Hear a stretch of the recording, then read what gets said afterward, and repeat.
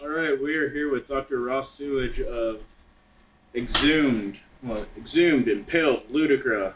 Some other one I'm not sure I'm legally allowed to say. You're not. Okay. We just did their VIP. It was very fun.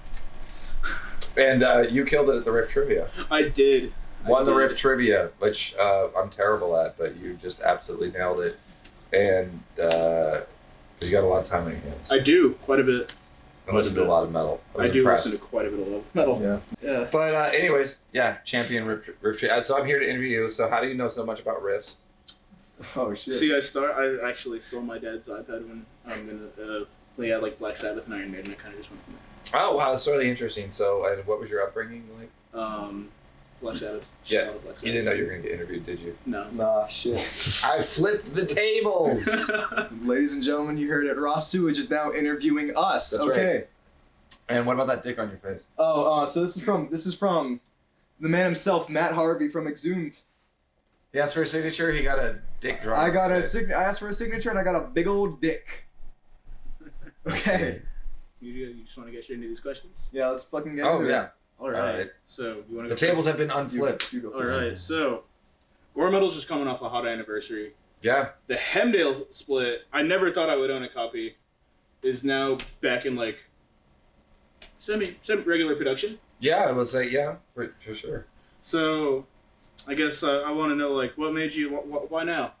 Well, Gore Metal I mean, time. Yeah. The actual acclamation of 25 years of time. It was kind of the reason we're celebrating the 25th anniversary. That's usually how you do those things. 25 years pass, and then you have an anniversary for that record.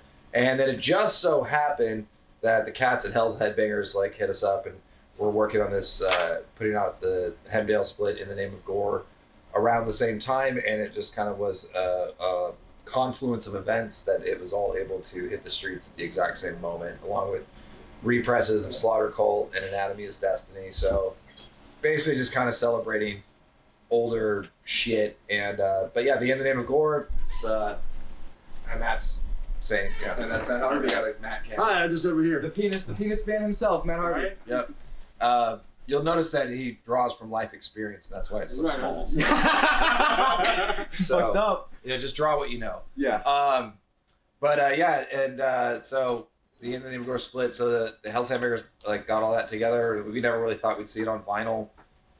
It's good to. They also put it back out on CD. It's it's trash and it's garbage that we made as kids, but it's nice to get your past triumphs celebrated like that. The triumph of having a record that took like something like 2 or 3 years to come out from the time we recorded it. So now it's just out again. So it only took I'd say about 30 years for the vinyl to come out. So we're firing on all pistons here. Better than most grind bands. Yeah. It's the long game, baby. The long game. I also understand you guys are only playing up like to only up to Anatomy is Destiny? Yeah, we're just doing I guess it's Exhumed Gen 1 only. Uh-huh. So that's this tour. I mean, it's normally a big cavalcade of a whole giant catalog. We thought we could focus on the older material and get a couple songs that probably haven't been on stage in 25 years. Mm-hmm. So there's a lot of material that we may have never even played on stage that we're trying to go through and have fun with that and kind of celebrate those old times. Oh yeah, I'd love to hear it. And then you guys have been on some pretty crazy tour packages. I know our first time seeing you was with Venom Inc. Yeah, Venom last year. Yeah, that was a lot of fun. So I had a selfie of you with. Let's do that selfie with you. Come on. It's okay. Yeah. Get that dick out of your mouth. Yeah, no. Gotta get that dick out of my face. So. Venom Inc. was a great tour. Those guys were a lot of fun to tour with, and wishing them also good health. To making sure they're. We got Connor over there. Hi Connor. Morbid What's Connor. up? He's Morbid Connor. Morbid Connor. But yeah, so wishing Mantis the good, better health and from what's going on with him right now. Mm-hmm. But Venom Inc. was a lot of fun to tour with, and those guys were fucking cool. Oh yeah. With that being said, are there any like favorite tour packages you guys have been on? I think the one when I was kind of not rejoined in the band entirely. I just did like select dates. Mm-hmm. It was Voivod and Napalm Death. Shit. And that's kind of what even drew me back into Exhumed, because we'd done the re-recording, but then Matt said, it's like, oh, our bass player's kind of thinking about leaving the band. He's like, do you want to do this tour? And he asked me 2 weeks in advance, and I was like, you fuck, this is what I get to watch Voivod and Napalm Death every night. Hell yeah. Like, and I was like, I couldn't get the time off of work that fast, or learn the songs really with 2 weeks ago. So I kind of finagled my way into doing like a week with them of just like 4 songs, like in the middle, and to help promote the Gore Metal re-recording. And that way I got to watch Voivod a bunch of times for free. That's Nice. how I work. Okay, so on your Instagram page, you visit a lot of toy stores. What's the appeal of that? I'm a child. I'm a man child. I'm completely lacking in maturity. Hell yeah, bro. No, I mean, God it's bless. I've always liked toys. I mean, even the early days, Matt and I and the original drummer Cole bonded playing Marvel TSR role-playing games, and we'd go, and when Toy Biz was putting out the toys, the X-Men toys and shit like that in the 90s, we were buying those up. But I'd always been like into Star Wars as a kid, and then kind of moved on to like Transformers and G.I. Joe. And I was not the kind of kid who blew his shit up with fireworks. I would unscrew them and fix things. I'm more like that kind of a kid. Yes. So I had quite a hefty collection of my stuff that had not got lost in the sandbox. Nice. So I've always, eventually my parents were like, clean the fuck out of the attic. You're a grown man. And get rid of this shit. Get out of my And instead house. of getting rid of the shit, I put it up on shelves and decided I wanted more. Nice. So, yeah, but I've always been like a toy and comic collector, dork. I'm not really like a weed smoker. I'm not really a video game player. You Yeah. know, both are fine. But so my discretionary funds are spent on toys, and I pose them in embarrassing situations, Yeah. often engaging in very immoral behavior for what you would think of America's Special Fighting Force. So let's segue into our G.I. Joe conversation and Yeah. talk about your favorite characters or action figures from that series. I think my favorite from G.I. Joe is and a lot of this has to do with the cartoon because they were so cute. The cartoon is Alpine and Bazooka. Alpine is a mountaineer, and Bazooka is a guy who holds a bazooka. Hell yeah. And they're just the cutest couple ever.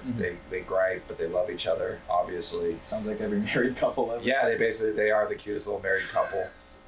He's kind of a himbo. The other one's kind of a loudmouth, but they love each other. And yeah, Alpine and Bazooka, my favorite G.I. Joes of all time.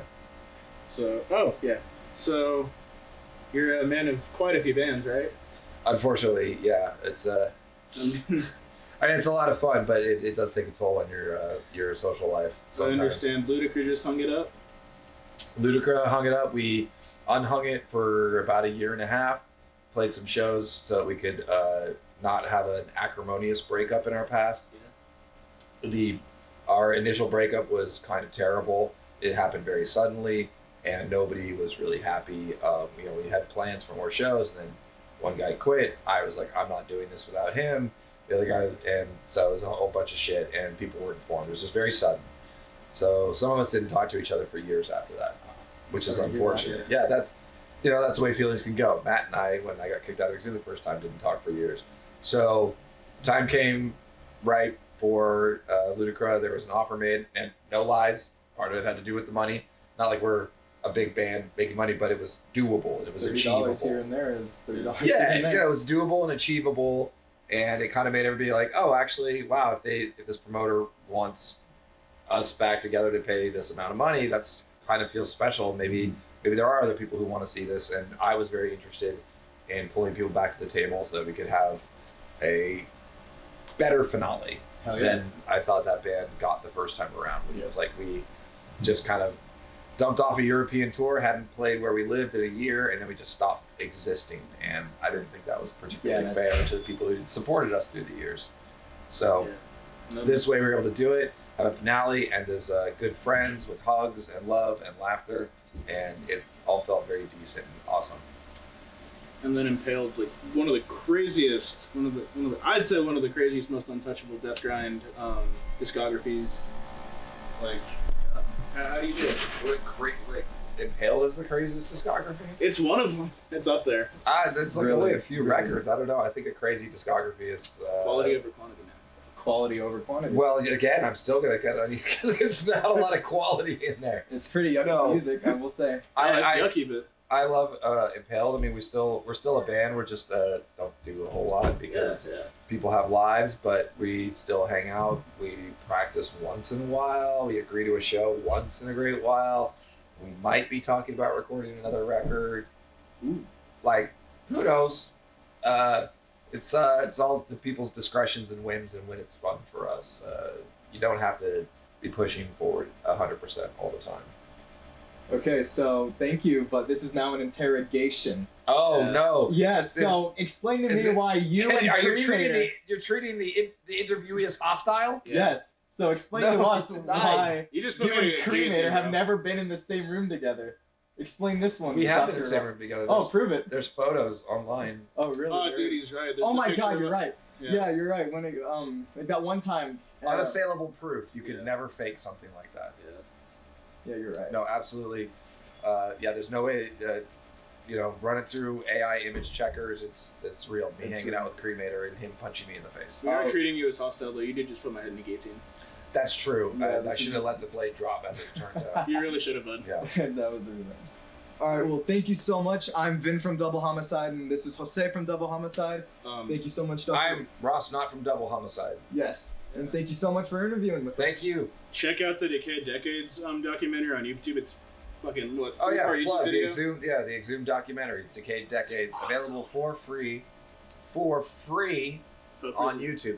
That's the kind of people we are. You have no excuse not to watch it. Yeah, no, it's amazing. And You while should you're check it there, out. just pick up. Y'all are doing DVDs for it, right? Yes, They're the they're being Buy 'em. manufactured. Pick up DVDs, hella, like 5. Yeah, like DVDs, like pretend it's like 2005 all over again. Yeah, do it. Mine's pre-ordered. I don't know about y'all. Sick. Sick. Bye, nerds. Bye.